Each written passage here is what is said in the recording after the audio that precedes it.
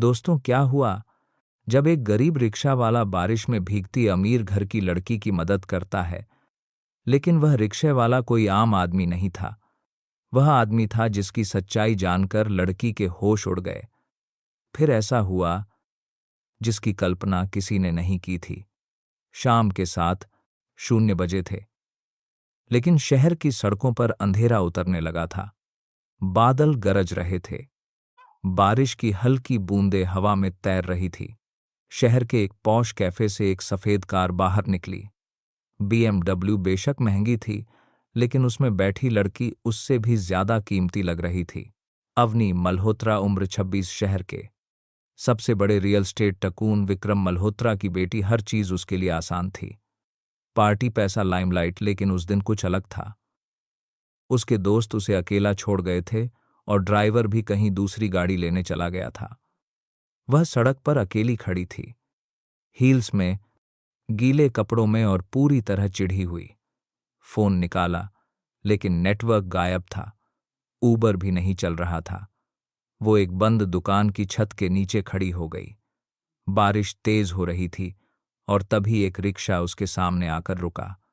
Madam, कहीं छोड़ दूं क्या? आवाज धीमी थी, लेकिन सीधी। अवनी ने ऊपर देखा। लड़का करीब 28 का होगा। नीली शर्ट, हल्की दाढ़ी और गीले बाल।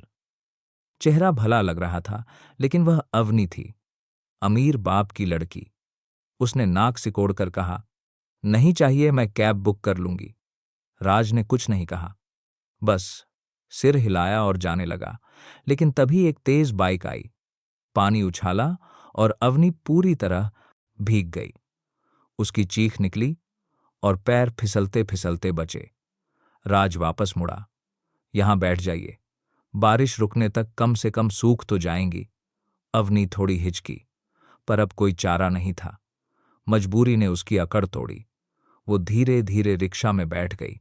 राज ने चुपचाप अपनी छत खींची और सामने की सीट पर बैठ गया। दोनों के बीच खामोशी थी। बारिश की आवाज दोनों को सुनाई दे रही थी, लेकिन किसी ने एक शब्द भी नहीं कहा। 2 मिनट, फिर 5, फिर 10।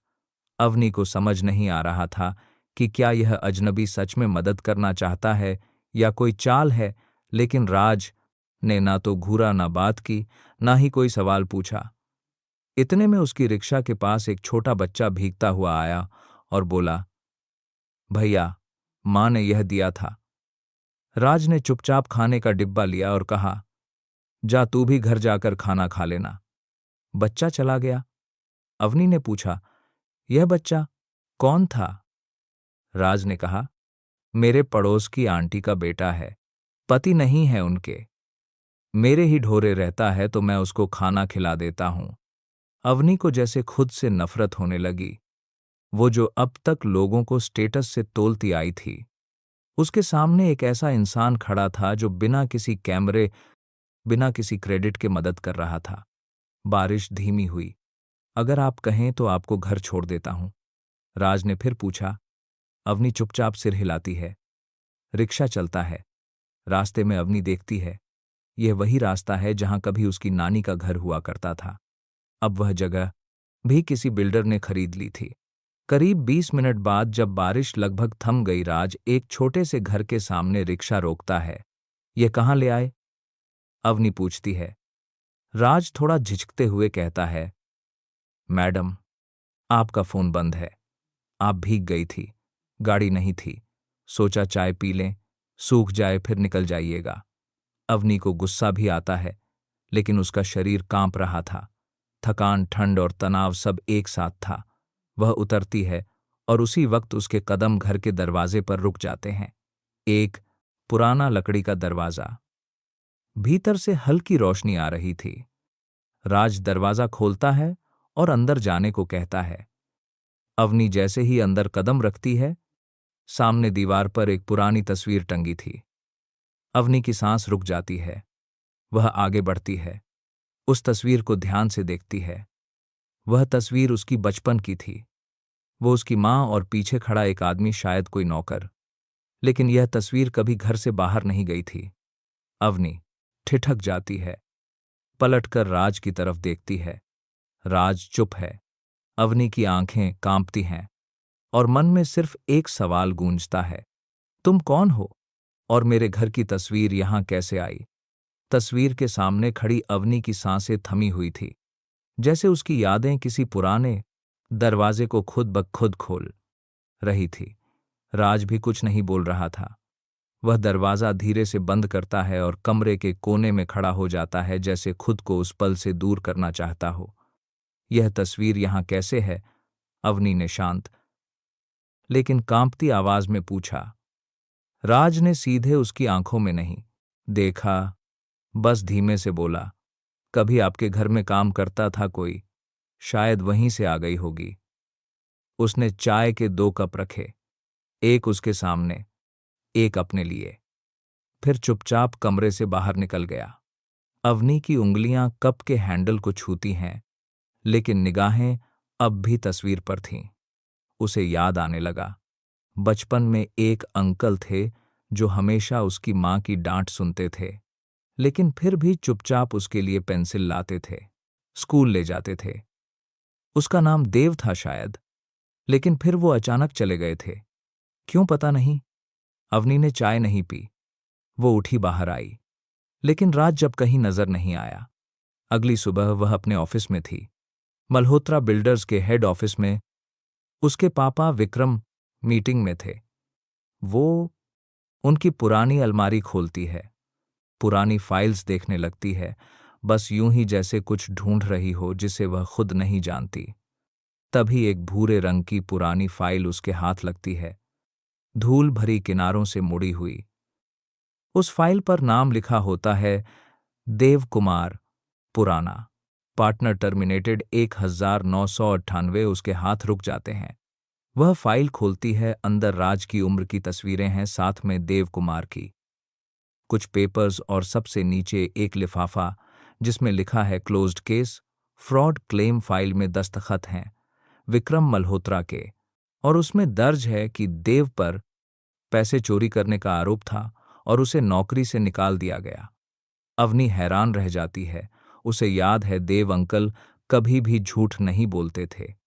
वह इतने शरीफ थे कि खुद की बात भी आंखों में डालकर नहीं कहते थे। तो क्या यह सच था या सिर्फ एक तरीका था उन्हें हटा देने का? उसकी उंगलियां कांप रही थीं। वो सीधे उस घर पर जाती है जहां कल रात गई थी, लेकिन दरवाजा बंद था, ताला लटका हुआ था। पड़ोसी ने बताया, राज तो सुबह ही कहीं निकल गया, कब लौटेगा पता नहीं। वह दिन भर उस घर के बाहर बैठी रही। शाम हो गई, लेकिन राज नहीं आया। अवनी रात में चुपचाप अपने बिस्तर पर लेटी रही, लेकिन आंखें बंद नहीं हो रही थीं। उसने फोन उठाया, इंस्टाग्राम खोला, अपने वो सारे फोटो देखे, समंदर किनारे की, दोस्तों के साथ की, महंगे रेस्टोरेंट्स की। फिर एकदम से सब बेसवाद लगने लगा। अगले 2 दिन तक राज कहीं नहीं मिला। तीसरे दिन अवनी एक एनजीओ के ऑफिस में अपनी मां के साथ एक फॉर्मेलिटी मीटिंग में जाती है और वहां उसे दीवार पर एक फ्रेम नजर आता है, छोटी सी तस्वीर जिसमें 3 लोग खड़े हैं, एक बच्चा राज, एक महिला, उसकी मां और बीच में वही देव अंकल।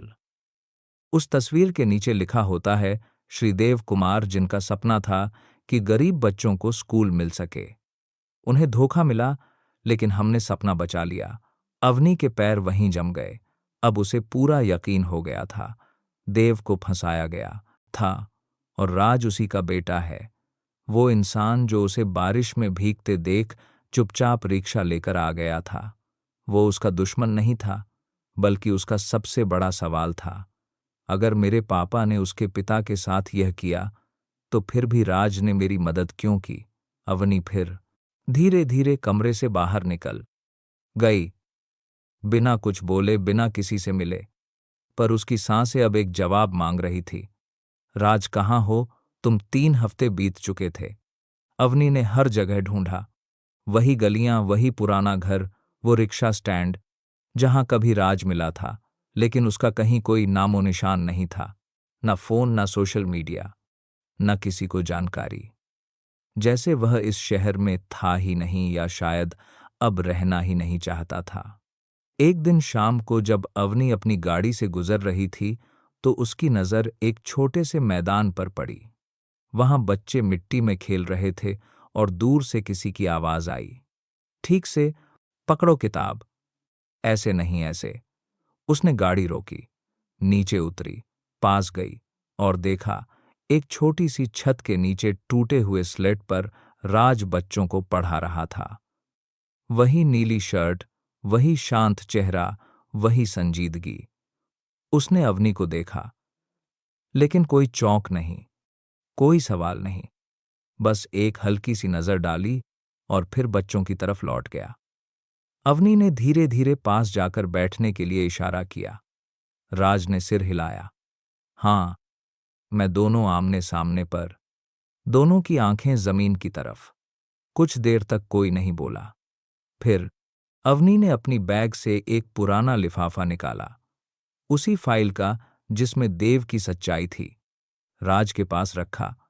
मैंने नहीं किया था, उसने कहा, पर मैं उस घर से आई हूं, इसलिए यह लौटाना जरूरी था।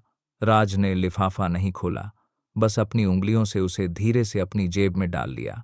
उसने एक लंबी सांस ली। मैंने बदला लेने का सोचा था, राज बोला। सोचा था एक दिन उस बेटी को वह दर्द महसूस कराऊं जो मेरे पापा को मिला था। अवनी की आंखें भर आईं। लेकिन जिस दिन तुमने भीगते हुए मेरी रिक्शा में बैठकर कुछ नहीं पूछा, उस दिन मैंने अपना फैसला बदल दिया। वो चुप हुआ। तुम्हारे पापा ने जो किया वह बुरा था, पर तुमने नहीं किया, इसलिए मैंने माफ कर दिया। किसी और को सजा देकर मैं खुद को सच्चा नहीं बना सकता था। अवनी की आंखों से आंसू बहने लगे। उसने कुछ नहीं कहा, बस वहीं बैठी रही, मिट्टी में बच्चों के साथ शोर के बीच, और पहली बार बिल्कुल शांत। राज उठ खड़ा हुआ, बच्चों को बोला, अब क्लास खत्म, कल से फिर से मिलेंगे।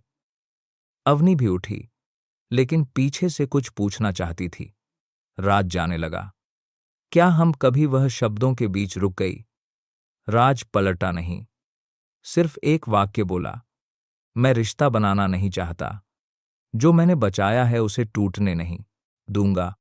वो चला गया, तेज नहीं लेकिन ठोस कदमों से। अवनी वहीं खड़ी रही, कोई विदाई नहीं, कोई वादा नहीं, बस एक सच्चा इंसान जो अपना दर्द लिए खुद को औरों के लिए जिंदा रखे हुए।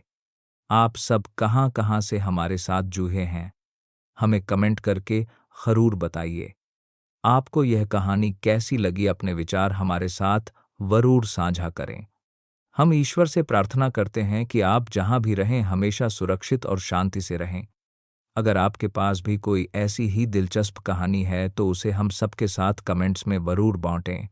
हमें आपकी कहानियां पाकर बहुत खुशी होगी।